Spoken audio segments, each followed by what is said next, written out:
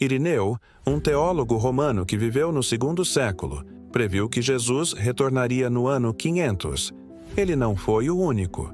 O matemático Michael Stifel foi ainda mais específico, calculando que o dia do juízo final começaria em 19 de outubro de 1533, exatamente às 8 da manhã. Centenas de anos depois, Anne Lee, a líder do movimento Shaker, fez uma afirmação ainda mais ousada. A segunda vinda de Cristo se daria através de uma mulher. Em 1770, seus seguidores passaram a chamá-la de a própria manifestação divina de Cristo na Terra. A lista continua. Richard Brothers, um marinheiro aposentado, previu o retorno de Jesus entre 1793 e 1795. Ele acabou sendo internado em um hospício.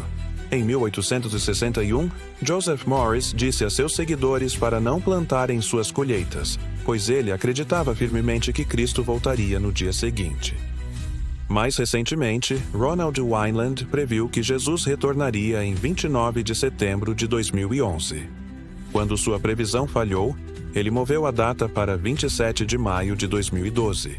Quando essa previsão também falhou, ele a mudou novamente para 18 de maio de 2013.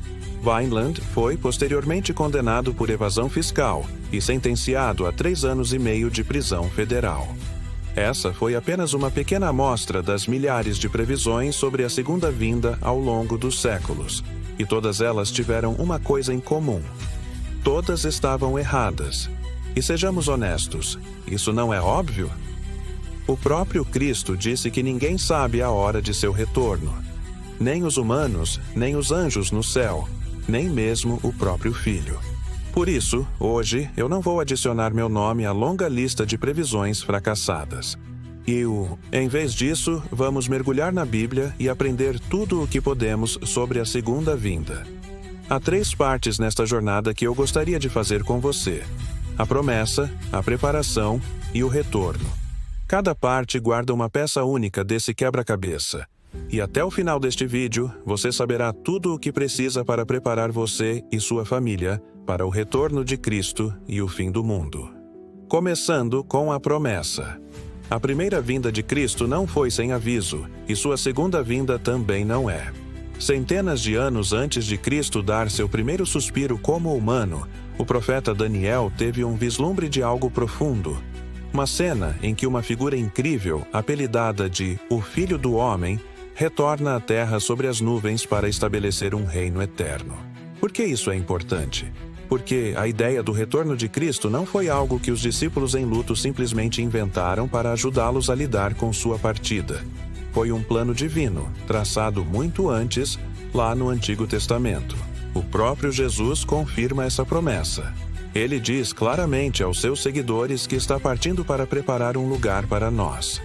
E ele afirma: "E, quando eu for e vos preparar lugar, voltarei e vos receberei para mim mesmo, para que, onde eu estou, estejais vós também." Não é uma talvez, é uma certeza. E para não deixar dúvidas, temos até um anjo confirmando que o retorno de Jesus é real.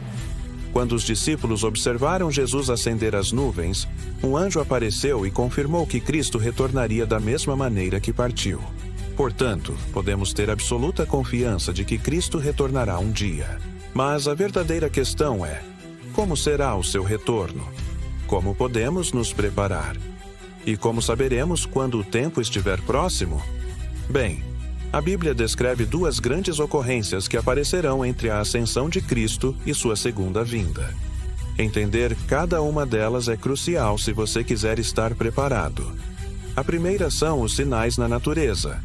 Os evangelhos sinóticos registram sinais específicos que ocorrerão antes do retorno de Cristo, especificamente relacionados ao Sol, à Lua e às estrelas.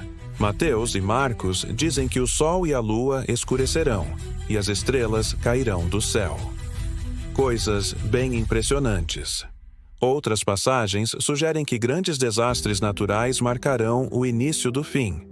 Sabemos que quando o pecado entrou no mundo pela primeira vez através de Adão, a criação foi amaldiçoada como resultado. Talvez esta seja a resposta da criação corrompida ao retorno de seu Criador. E preciso deixar isso claro. Cristo não nos revelou isso para nos deixar com medo ou temor dos tempos do fim. Pelo contrário, Ele está nos alertando para estarmos preparados. Isso é especialmente verdade para a segunda ocorrência, os falsos profetas e falsos cristos. Antes que o verdadeiro Cristo retorne pela segunda vez para estabelecer seu reino eterno, haverá muitos falsos cristos que fingirão ser Ele. Jesus disse: muitos virão em meu nome dizendo: eu sou Ele, e o tempo está próximo. Mas não os sigam. Alguns alegarão que são o Messias que retornou. Outros negarão completamente o retorno de Cristo. Eles zombarão e dirão: onde está a promessa da sua vinda? Porque, desde que os pais dormiram, todas as coisas permanecem como desde o princípio da criação.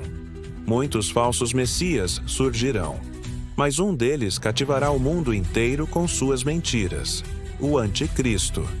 Você pode estar se perguntando: já se passaram 2000 anos desde que Jesus partiu. Talvez Deus tenha se esquecido de nós.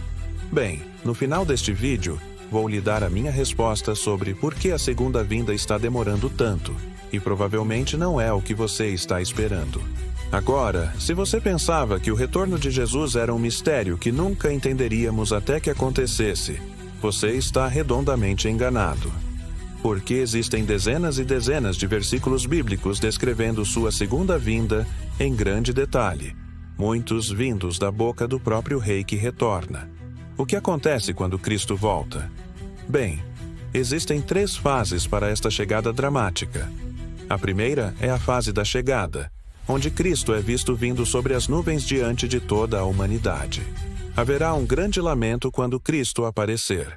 Uma percepção em larga escala de que Cristo era, de fato, real e, de fato, retornou em glória. Não será um evento secreto ou localizado, mas um espetáculo global. A segunda é a fase da ressurreição, especificamente daqueles que morreram confiando em Cristo.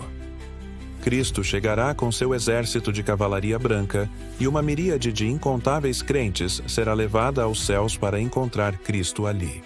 Num piscar de olhos, todos nós que amamos a Jesus seremos transformados, recebendo novos corpos celestiais para substituir nossos velhos corpos viciados em pecado. A terceira fase é um pouco menos confortável, a fase do julgamento. É por isso que as pessoas estavam lamentando antes. Cristo retornará para julgar os vivos e os mortos. Ele retornou com um propósito específico, para finalmente separar as ovelhas dos bodes, para retribuir a cada pessoa de acordo com o que ela fez, para sentenciar aqueles que não obedeceram às boas novas a uma eternidade de destruição, para destruir o anticristo de uma vez por todas com o sopro de sua boca, para pôr fim ao próprio tempo e espaço, para lançar Satanás e seus anjos no lago de fogo eterno, para estabelecer seu novo reino eterno e para derrotar o inimigo final da humanidade, a morte. Eu prometi antes dizer por que a segunda vinda demorou tanto. Então, aqui está a razão, diretamente da Bíblia. O Senhor não retarda a sua promessa, como alguns a julgam demorada. Pelo contrário, Ele é paciente convosco, não querendo que ninguém pereça, mas que todos cheguem ao arrependimento. A segunda vinda ainda não aconteceu. Não porque Deus se esqueceu de nós, mas pelo motivo exatamente oposto. Quando Cristo retornar, o jogo acaba. Não há mais oportunidades para se arrepender e se voltar para Deus. Em sua paciência amorosa, Ele está segurando a porta da salvação aberta pelo maior tempo possível. Mas um dia, a porta será fechada. Tudo o que eu disse neste vídeo até agora levou a este único ponto. Esteja preparado. Cristo descreveu seu retorno como um ladrão na noite. Ninguém sabe quando um ladrão vai atacar, então é melhor estar preparado para ele em todos os momentos. No mundo físico, você pode se preparar para um ladrão trancando sua casa, instalando câmeras de segurança ou escondendo bens valiosos.